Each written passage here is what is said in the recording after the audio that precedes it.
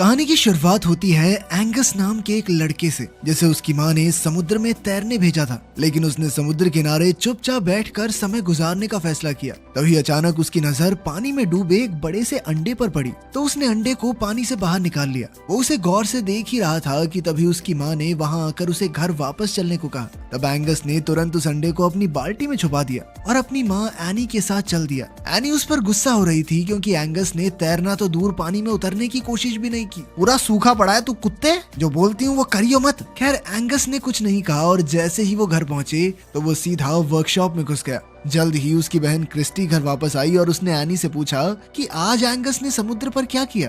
तो एनी ने उसे भी बता दिया कि हमेशा की तरह अकेला बैठा रहा और क्या किया। वहीं दूसरी ओर एंगस वर्कशॉप में अपना सामान रख रहा था। ये वर्कशॉप असल में उसके पिता चार्ली की हुआ करती थी। चार्ली इस वक्त फौज में भर्ती होकर अपने देश के लिए युद्ध लड़ रहा था। एंगस अपने पिता को याद करते हुए उनकी तस्वीर देखने लगा और फिर उसने कैलेंडर में देखा कि चार्ली घर वापस कब आएगा। इसके बाद उसने समुद्र में मिला वो अंडा निकाला और उसे धोकर उसकी ऊपरी परत उतार दी। उसमें से चमकदार नीला रंग देखकर उसे काफी हैरानी हुई। इससे पहले कि वो अंडा टूटता, एनी ने उसे आवाज देकर बुला लिया, तो उसे अंडे को वहीं छोड़कर घर की ओर भागना पड़ा। उस रात अचानक जोरदार बारिश होने लगी, तो एंगस डर गया कि शायद वो अंडा वर्कशॉप में सुरक्षित नहीं है। वो तुरंत बारिश में भागता हुआ वर्कशॉप में जा पहुंचा, लेकिन अंडा तो पहले ही टूट चुका था। उसने आसपास देखा कि अंडे में से क्या निकला, तो उसे एक अजीबोगरीब जानवर दिखाई दिया। उसने जानवर के करीब जाकर उसे छूने की कोशिश की, तो जानवर उसे काटने को आया। तब एंगस को एहसास हुआ कि शायद इसे भूख लगी है। अब वो फटाफट उसके लिए कुछ खाने को लेने गया, जिसके बाद वो जानवर थोड़ा शांत हुआ।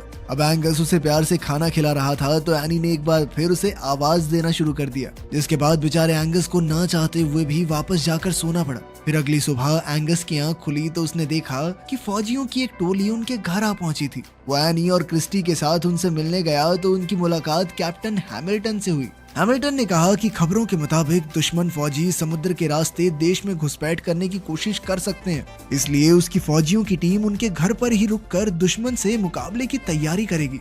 इसके बाद उसके फौजी घर में सामान लाकर अपने काम की जगह बनाने में जुट गए। तब एनी ने क्रिस्टी और एंगस को अपने कमरे में वापस जाने को कहा। खैर बाद में एंगस लाइब्रेरी गया ताकि वो इस अजीबोगरीब जानवर के बारे में कोई किताब ढूंढ सके।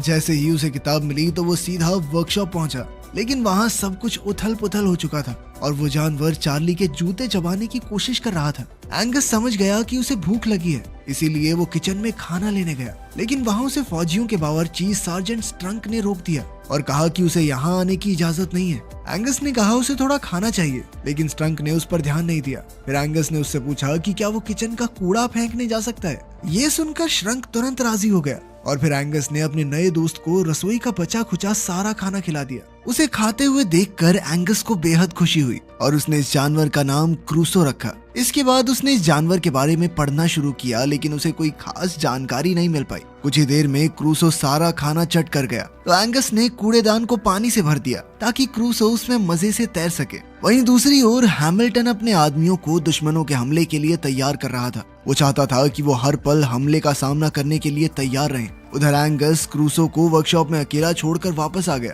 ताकि एनी को उस पर शक न हो जाए। लेकिन बाद में हम देखते हैं कि लुइस नाम का एक आदमी इस शहर में आया। फिर वो एनी से मिलने पहुंचा जो उस वक्त वर्कशॉप में थी। उसने कहा कि वो इस वर्कशॉप में काम करना चाहता है। उस आदमी के काम मांगने पर एनी ने कहा कि उसे सारी वर्कशॉप साफ करनी होगी, तो लुइस तुरंत काम में जुट गया। इस दौरान उसने वो कूड़ादान भी वर्कशॉप से बाहर निकाल दिया जिसमें एंगस ने क्रूसो को छिपाया था। एंगस ने जैसे ही ये देखा तो वो तुरंत लुइस को रोकने के लिए दौड़ा, लेकिन क्रूसो तो वहाँ था ही नहीं। तब एंगस ने लुइस से पूछा कि वो है कौन और वर्कशॉप में क्या कर रहा है। एंगस ने कहा कि ये उसके पिता की वर्कशॉप है और वो युद्ध से जल्द ही वापस लौटने वाले हैं। इस पर लुइस ने कहा कि देख भाई, तेरा बाप वापस लौट के जो चाहे वो कर सकता है, लेकिन जब तक वो वापस नहीं आते तब तक वो ही इस वर्कशॉप का मालिक है। ये सुनकर एंगस वहाँ से बाहर आ गया और क्रूसो को ढूंढने लगा। हम देखते हैं कि क्रूसो एंगस के घर में घुस आया था और उसे देखते ही स्ट्रंक का कुत्ता चर्चिल उसके पीछे दौड़ने लगा। खुशकिस्मती से चर्चिल चेन से बंधा हुआ था, इसलिए वो क्रूसो को झपटकर खाने में नाकामयाब रहा।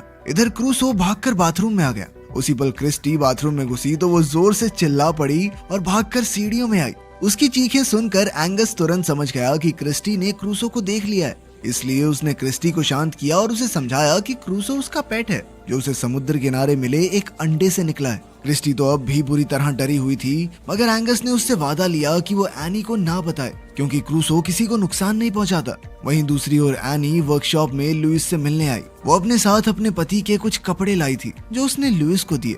ये देखकर लुइस ने पूछा कि क्या चार्ली वापस नहीं लौटेगा। इस पर एनी ने भारी मन से कहा कि वो कभी वापस नहीं आएगा। इस पर लुइस ने पूछा कि एंगस तो मुझे कह रहा था कि उसके पिता वापस आने वाले हैं युद्ध से, जिस पर एनी ने जवाब दिया कि एंगस अभी बच्चा है। सच तो ये था कि जहाज समुद्र में डूबने की वजह से चार्ली की मौत हो गई थी। खैर फिर उसने लुइस से बाथरूम में हो रही लीकेज को ठीक करने में मदद मांगी। लुइस उसे ठीक करने के लिए घर में आया तो हम देखते हैं कि ये वही बाथरूम था जिसमें एंगस और क्रिस्टी ने क्रूसो को छिपा रखा था। जैसे ही लुइस ने दरवाजा खटखटाया तो उन्होंने उसे अंदर आने से रोकने की कोशिश की, मगर काफी देर बाद भी जब वो बाहर नहीं आए तो लुइस ने कहा कि वो एनी से उनकी शिकायत करेगा। आखिरकार क्रिस्टी ने मजबूरन दरवाजा खोला। लुइस ने अंदर आकर कहा कि वो लीकेज ठीक करने आया है, पर तभी अचानक उसकी नजर क्रूसो पर पड़ी तो वो बुरी तरह डर गया। उसने घबराकर पूछा कि ये क्या है, तो एंगस ने उसे क्रूसो की पूरी कहानी सुनाई। लुइस ने हैरानी से उसे देखते हुए छूने की कोशिश की तो अचानक क्रूसो उसे काटने को आया। खैर फिर लुइस ने कहा कि क्रूसो बिल्कुल एक समुद्री घोड़े की तरह दिखता है। समुद्री घोड़ा दुनिया में सबसे दुर्लभ जानवरों में से एक है। कहा जाता है कि धरती पर एक वक्त पर सिर्फ एक ही समुद्री घोड़ा होता है। एक समुद्री घोड़े के मर जाने के बाद एक नया अंडा टूटता है जिसमें से नया घोड़ा फिर से जन्म लेगा।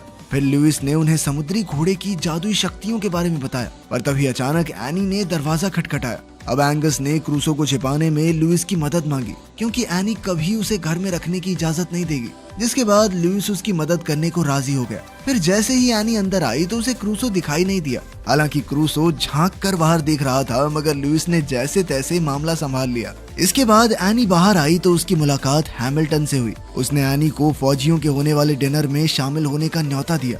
बाद में उस रात लुइस ने एंगस से कहा कि उन्हें क्रूसो को वापस समुद्र में छोड़ आना चाहिए क्योंकि वही उसका असली घर है। लेकिन एंगस इसके लिए हरगिज राजी नहीं था। उसने कहा कि क्रूसो की असली जगह सिर्फ मेरे साथ ही है। जल्द ही घर पर फौजियों का डिनर शुरू हो गया। तब एंगस को क्रूसो को बाथरूम में छोड़कर किसी काम से जाना पड़ा और वो गलती से दरवाजा बंद करना भूल गया। मौके का फायदा उठाकर क्रूसो एक बार फिर से भाग निकला।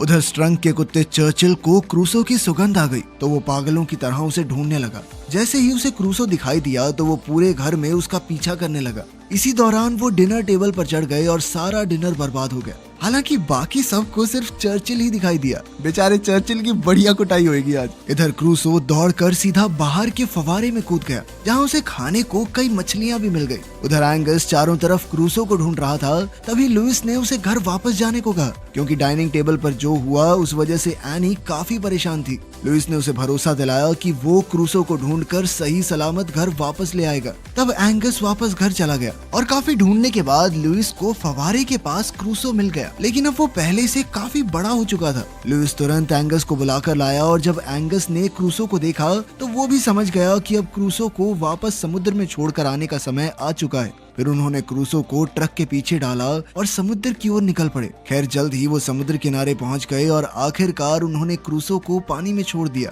क्रूसो से जुदा होकर एंगस बेहद उदास था, मगर उसके पास दूसरा कोई चारा भी तो नहीं था, इसीलिए उसने क्रूसो को जाने देने का फैसला किया। फिर अगले दिन हम जिमी नाम के एक आदमी को देखते हैं जो अपने दोस्त ह्यू के साथ समुद्र में मछली पकड़ने गया था। अचानक ह्यू को लगा कि उनकी तार में कोई बड़ी मछली फंसी है, पर जैसे ही उन्होंने तार खींची तो उनकी कश्ती पानी में धंसने लगी। तभी अचानक भारी भरकम क्रूसो उनके सामने आ गया, जिसे देखते ही उन दोनों के होश उड़ गए। लेकिन ह्यू अब भी इस जानवर को पकड़ना चाहता था क्योंकि इसके बदले में वो लाखों रुपए कमाकर माला माल हो सकते थे। जिमी इससे सहमत नहीं था और इधर क्रूसो उन्हें घसीटकर किनारे से दूर ले जाने लगा। आखिरकार जिमी ने तार काटकर अपनी जान बचाई और तब उन्होंने एक बार फिर क्रूसो को देखा। उन्हें अपनी आंखों पर यकीन ही नहीं हो रहा था क्योंकि ऐसे अजीबोगरीब जानवर को ना तो उन्होंने कभी देखा ना उसके बारे में कुछ सुना।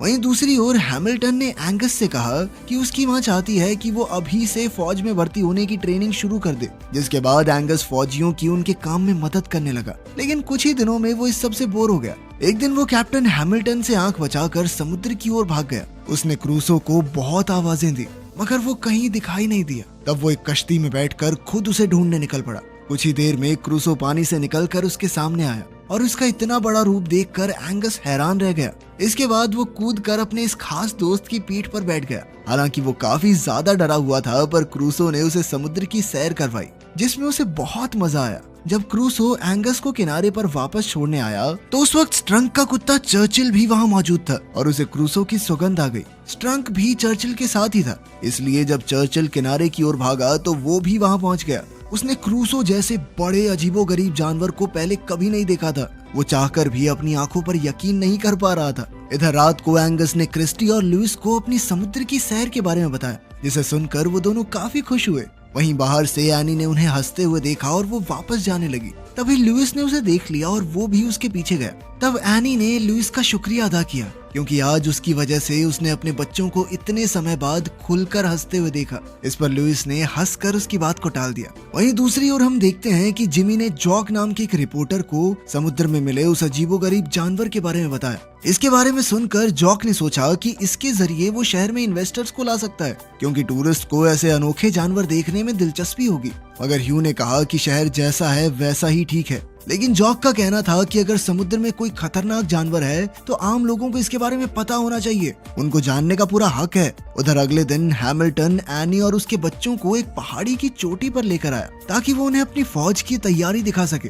वो उन्हें दुश्मनों के खिलाफ इस्तेमाल होने वाले हथियारों का नमूना दिखाना चाहता था। अब कैप्टन ने अपने आदमियों को पानी में छुपे दुश्मनों पर हमला करने का नमूना पेश करने को कहा। ये सुनकर एंगस को एहसास हुआ कि इससे क्रूसो की जान को खतरा हो सकता है, इसलिए उसने एनी से मिन्नतें की ताकि वो फौजियों को रोक सके। एनी को समझ नहीं आ रहा था कि वो क्या कह रहा है और उसने एंगस को चुपचाप खड़े रहने को कहा। तब क्रिस्टी ने एनी से कहा कि एंगस सच कह रहा है, मगर एनी ने उसकी बात भी नहीं मानी। इधर फौजियों ने पानी में हमला करना शुरू कर दिया और उधर क्रूसो बुरी तरह डर गया। वो बहुत मुश्किल से इन जानलेवा हमलों से बचने की कोशिश कर रहा था। उधर जिमी और जॉक आज क्रूसो की तस्वीर लेने के लिए समुद्र किनारे पहुंचे हुए थे, मगर वो क्रूसो की एक भी झलक ना पा सके।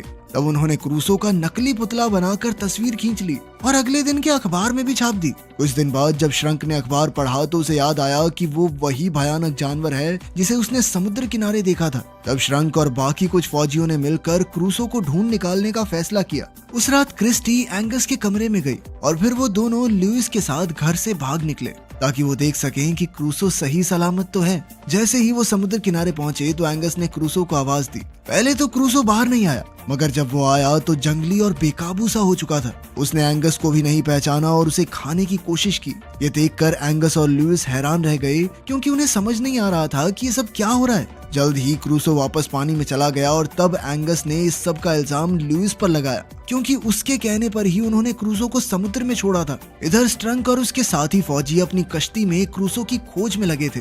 आज वो क्रूसो को जान से मारने के इरादे से आए थे। जैसे ही वो किनारे के करीब पहुंचे तो उन्हें चर्चिल के भौंकने की आवाज सुनाई दी। स्ट्रंक समझ गया कि जरूर चर्चिल ने कुछ देखा है, इसीलिए उसने कश्ती को आवाज की दिशा में ले जाने का आदेश दिया। पर तभी अचानक क्रूसो चर्चिल को जिंदा चबा गया और एक बार फिर चारों ओर शांति हो गई। फौजियों को समझ नहीं आया कि ये क्या हो रहा है और उन्होंने उस दिशा में गोलियां चला दी। पर तभी अचानक क्रूसो ने उनकी बोट को टक्कर मारकर उन सबको पानी में गिरा दिया। वहीं दूसरी ओर जब हैमिल्टन को समुद्र में हो रही गोलीबारी की खबर मिली तो उसे लगा कि दुश्मनों ने उन पर हमला कर दिया है। उसने तुरंत सभी फौजियों को दुश्मनों पर जवाबी हमला करने का हुक्म दिया। फिर उसने एनी को बच्चों के साथ घर में छुपने को कहा। तभी एनी ने क्रिस्टी को देखा और उससे पूछा कि एंगस कहाँ है। क्रिस्टी ने कहा कि वो घर में नहीं है। ये सुनकर एनी काफी घबरा गई और उसने कहा कि वो एंगस को युद्ध जैसे हालातों में यूं ही अकेला नहीं छोड़ सकती, इसीलिए वो भी जिद करके हैमिल्टन के साथ समुद्र की ओर निकल पड़ी। हैमिल्टन ने उसे समझाने की काफी कोशिश की, मगर एनी मानने को राजी ही नहीं थी, इसीलिए उसे एनी को अपने साथ ले जाना पड़ा। उधर समुद्र में क्रूसो एकदम बेकाबू हो चुका था और उसने स्ट्रंक को अपने मुंह में पकड़कर उठा लिया। तभी एंगस ऐन वक्त पर वहां पहुंचा और उसने क्रूसो को रोकने की कोशिश की, लेकिन क्रूसो ने उसकी एक ना सुनी।